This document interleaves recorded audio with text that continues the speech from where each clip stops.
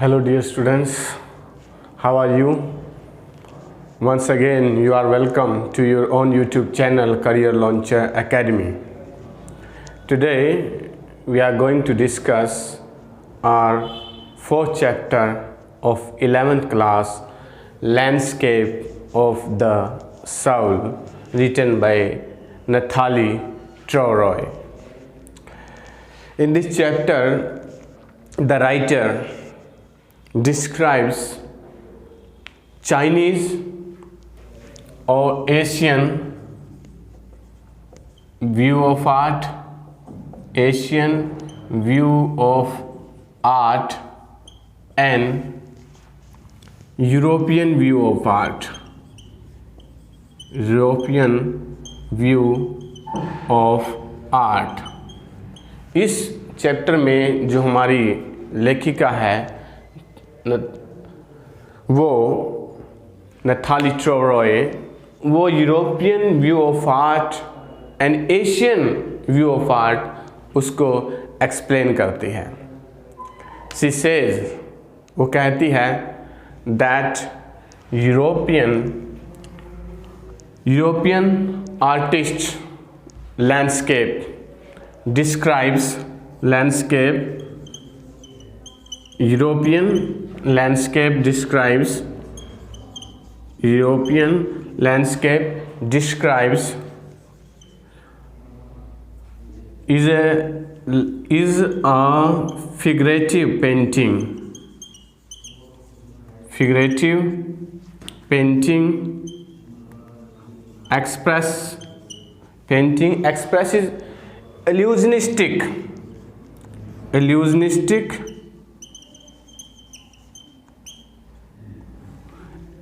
likeness of reality.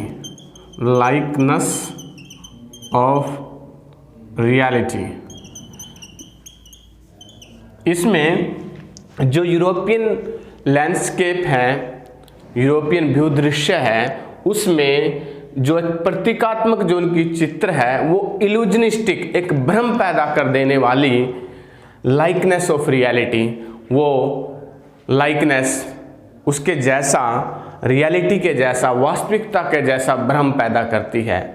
whereas on the other side, whereas the Asian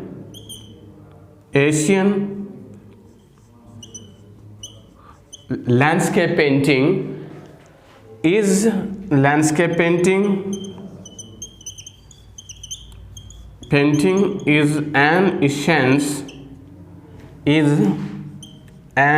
essence of inner life and spirit. लेकिन दूसरी ओर जो Asia का भूदृश्य है वो इसेंस है, सार है, इनर लाइफ एंड स्पिरिट, हमारी आंतरिक स्पिरिट का, आंतरिक आत्मा का. Means the Asian painting is much more advance in spite of the landscape figurative painting of European. उसके एवज में ये ज़्यादा हमारी एशियन को ज़्यादा महत्व देती है जो राइटर है. To express these two things, he gives the example of two stories. One story is about Asian artist, and the second one is European painter. दो कहानियों का यहाँ पर इस व्यू को दर्शाने के लिए inner life and spirit and illusionistic likeness of reality, इस चीज़ को दर्शाने के लिए जो हमारी लेखिका है वो दो स्टोरीज का यहाँ पर जिक्र करती है, उनका वर्णन करती है, एशियन आर्टिस्ट के और European painter. Wu Daozi, there is a story of Wu Daozi,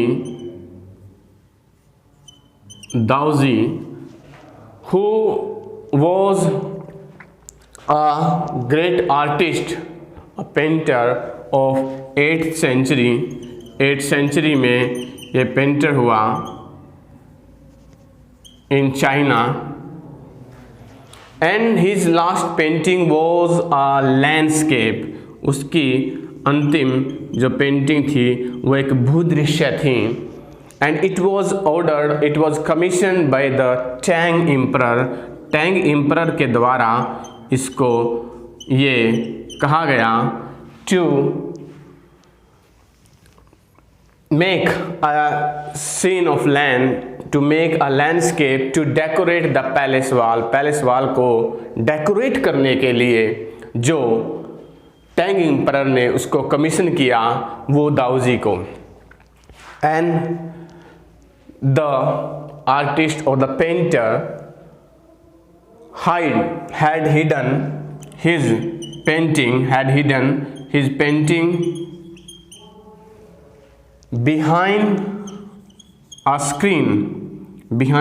उसने एक पर्दे के पीछे उसको कर दिया ताकि only the king or the emperor could see that, कि वो ही उसको देख सके. The emperor admired a lot when he looked at the landscape scene, the huge mountains.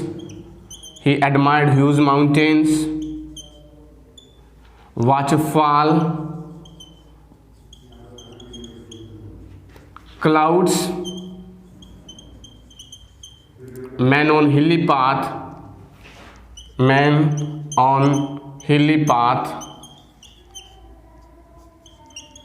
and birds in flight.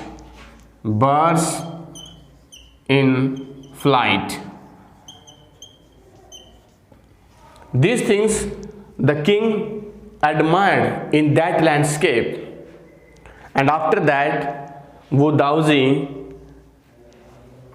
told, let me show your majesty the way, मुझे रास्ता दिखाने दे. He told the king that in the cave, there is a cave. In the cave, there at the foot of the mountain, पहाड़ी की जो तलहटी में, केव गुफा के पास, dwells a spirit की एक आत्मा रहती है. And he told the emperor, let me show your majesty the way, कि मुझे रास्ता दिखाने दे. After that वो दाऊजी clapped, उसने क्लैप किया, and the entrance of the cave opened, उसका जो गुफा थी, उसका जो दरवाजा वो खुल गया. The painter or the artist entered the cave, उसने गुफा में प्रवेश किया. And after that the entrance closed, और उसके बाद वो entrance close हो गया. Before the astonished emperor could say anything, उससे पहले कि जो राजा था वो कुछ कह पाता, the painting vanished from the wall. और जो पेंटिंग थी वो दीवार से गायब हो गई. And not left a trace on the wall of Wu Daoji brush, and that painter not seen in this world again. दोबारा इस संसार में वो कभी नहीं दिखा. Such types of stories are full in the books of Confucius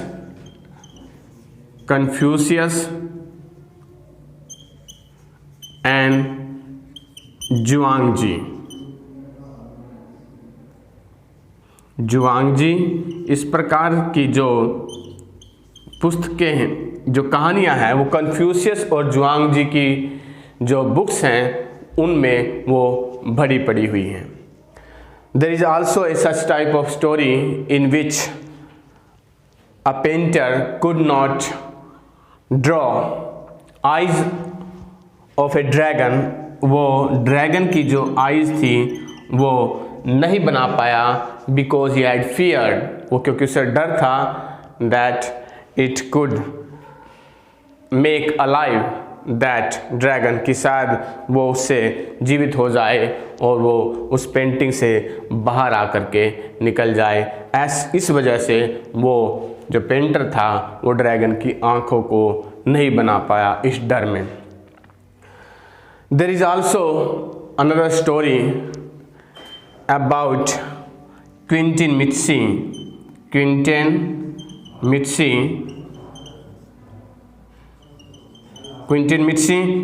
Mitsy के बारे में भी एक कहानी है, who lives in Antwerp, जो कि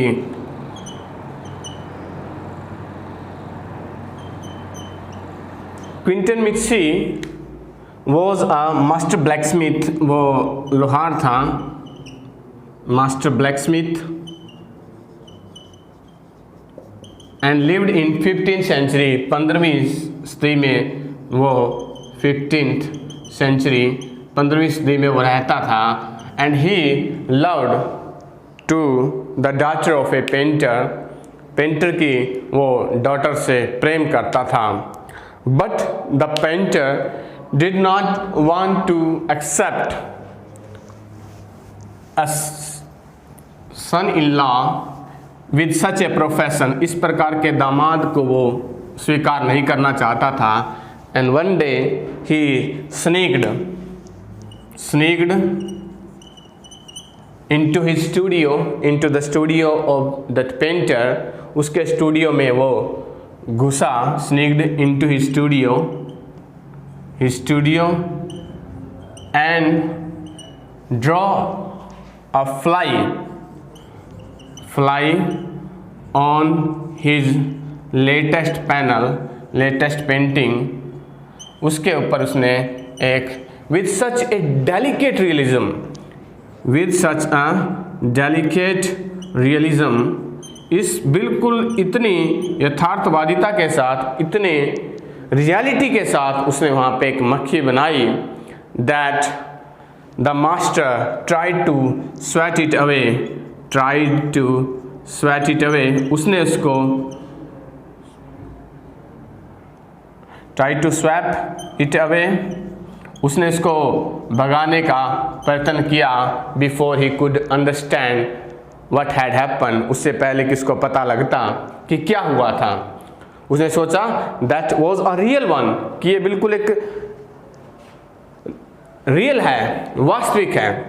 और and after that Quinten Matsys was accepted as his son in law, उसको अपना दामाद स्वीकार कर लिया। And he was married to his daughter, उसकी शादी हो गई उसकी लड़की के साथ। And he became one of the famous painter of his age, और बाद में क्विंटन मित्सी अपने काल का जो एक बहुत बड़ा जो पेंटर, चित्रकार, वो बाद में बना। इसमें द आर्टिस्ट जो यहाँ पे हमारा जो चाइनीज एम्परर है, it appreciates only the outer appearance of the painting,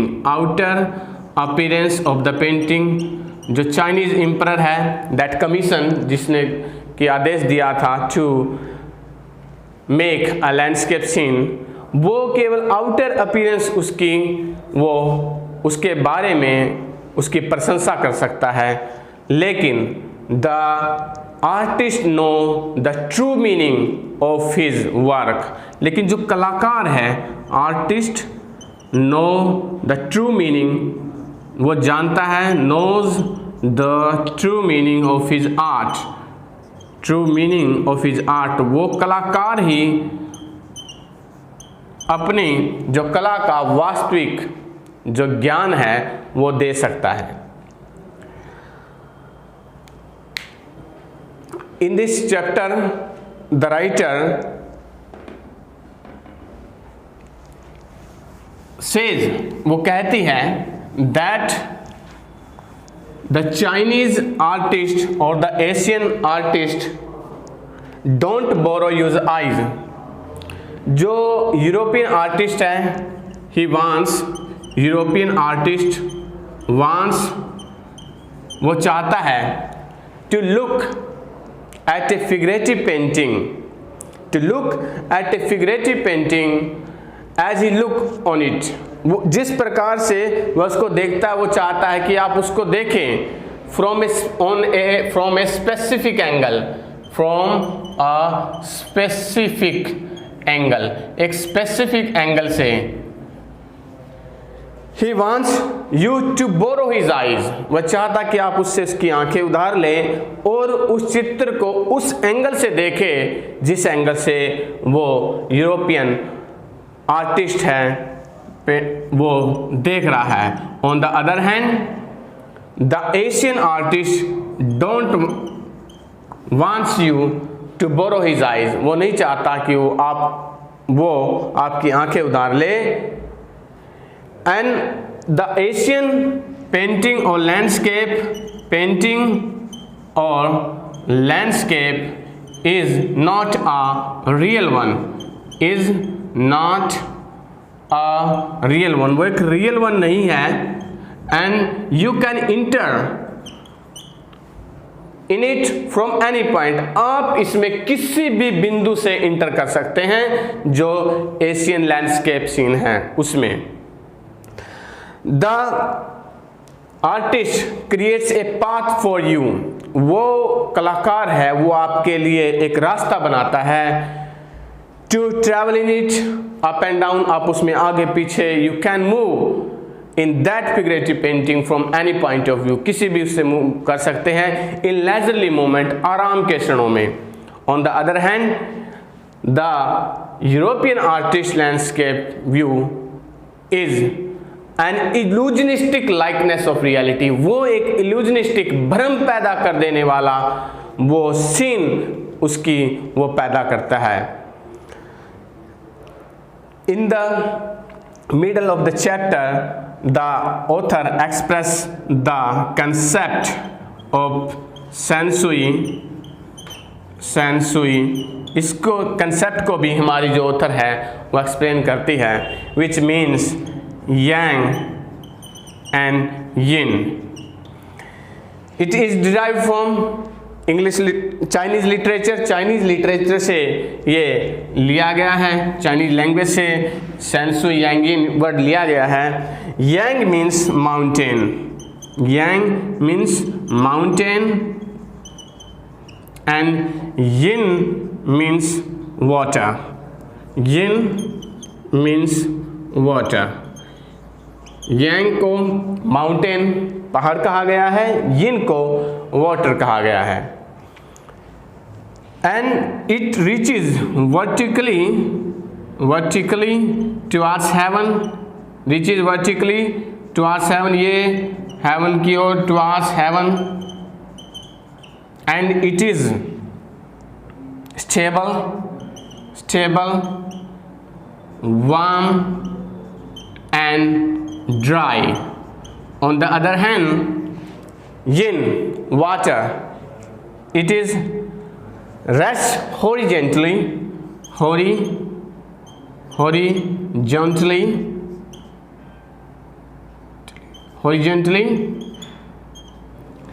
and it rests horizontally on the earth, ये तो लंबवत जाता है हेवंस की ओर, और जो वाटर है it rest horizontally on the earth, ये समानांतर रूप पर हमारी धरती पर विश्राम कर रहा है। एंड इट इज फ्लूइड, तरल है, moist and cool. Yang is masculine and yin is feminine aspect of the earth in Chinese language. Chinese भाषा में yang masculine है और yin that is feminine. And the third element that has been described, the third element is the middle void. और जो तीसरा element है वो है मिडल वॉइड, खाली स्थान, खाली जगह। It has also an important place because the interaction of yang and yin takes place there. उनके बीच का जो इंटरेक्शन है वो यहाँ पर वो प्ले होता है, वहाँ पर होता है। और and this concept is also can compared to pranayama. ये जो कंसेप्ट है वो प्राणायाम से भी हम कंपेयर कर सकते हैं। In pranayama, what happens in pranayama? In pranayama we breathe, retain, breathe in हम सांस लेते हैं, रिटेन हम उसको रोकते हैं, and breathe out, and breathe out. And retain is that process where meditation occurs, and the middle void means the retain part. वो middle void क्या है?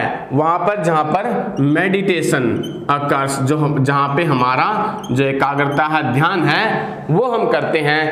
Hence middle void has an important place. इसका एक importance है, इसकी value है। We can't ignore the middle void, हम उसको मिडल वॉइड को नहीं छोड़ सकते। And the middle void means the white unpainted space. Unpainted space वो क्या है? वाइट अनपेंटेड स्पेस है, खाली जगह है, स्फीयर, जिसका चाइनीज लैंडस्केप में an important place in Chinese landscape. Chinese landscape में इसका एक महत्वपूर्ण स्थान है मिडल वॉइड का। At the ending part of our chapter our author also describes about the concept art brut and outsider art. Outsider art, इस concept के बारे में भी हमारी जो लेखिका है वो बताती है। Outsider art, this concept art brute was originated by a French artist, painter Jean Du Buffet, Jean Du Buffet, इसके द्वारा ये कंसेप्ट किया गया in the year 1940। And the outsider art is the concept of those artists, those who have not get formal training,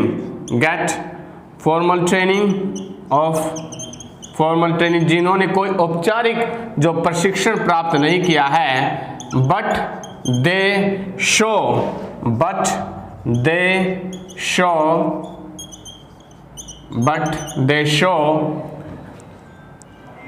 talent and artistic insight, लेकिन उन्होंने यद्यपि कोई formal training नहीं ली है, कोई औपचारिक प्रशिक्षण नहीं लिया है, ऐसे कलाकारों ने, दोज आर्टिस्ट है ये वो कलाकार हैं जिन्होंने कोई फॉर्मल ट्रेनिंग नहीं ली, लेकिन उन्होंने दर्शाया है कला का जो टैलेंट है और उसके अंदर की जो गुण है, उस चीज़ को उन्होंने कला के गुण को दर्शाया है। Such type of art brute, outsider art was a concept given by India. He is the creator, a great creator of neck Chand, who contributed to the outsider art in India, and he cleaned a patch of land. A patch of land, उसने एक patch of land in the forest, उसने जंगल में एक भूमि के टुकड़े को clean किया, and make a paradise of heaven in Chandigarh, and created a paradise of heaven in Chandigarh known as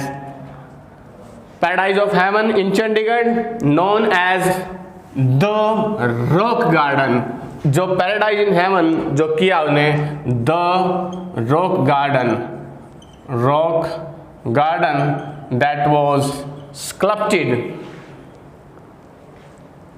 bye stones and recycled material. वहां पर नेकचंद जी ने रॉक गार्डन में स्टोन्स की हेल्प से एंड रिसाइकल्ड मटेरियल, उनकी सहायता से ही created a paradise of heaven, means the Rock Garden in Chandigarh में उन्होंने बनाया है। And he was also awarded by UNESCO, उनको यूनेस्को के द्वारा भी He was also awarded by UNESCO, उनको यूनेस्को के द्वारा भी वहाँ पर सम्मानित किया गया। और उन्होंने जो आउटसाइडर आर्ट है इसमें he has given a great, उन्होंने बहुत बड़ा योगदान दिया है इसमें। In this chapter now we can see that the author Nathalie Troy had describes European view of art and Chinese view of art, उन सब चीज़ों को दर्शाया है। आशा है आप सभी को जो ये चैप्टर की जो समरी है the landscape of the Saul वो अच्छी तरह समझ में आ गई होगी। तो आप इस वीडियो को शेयर करें, लाइक करें और हमारे channel the career launcher academy को सब्सक्राइब करें। Thank you, have a nice day.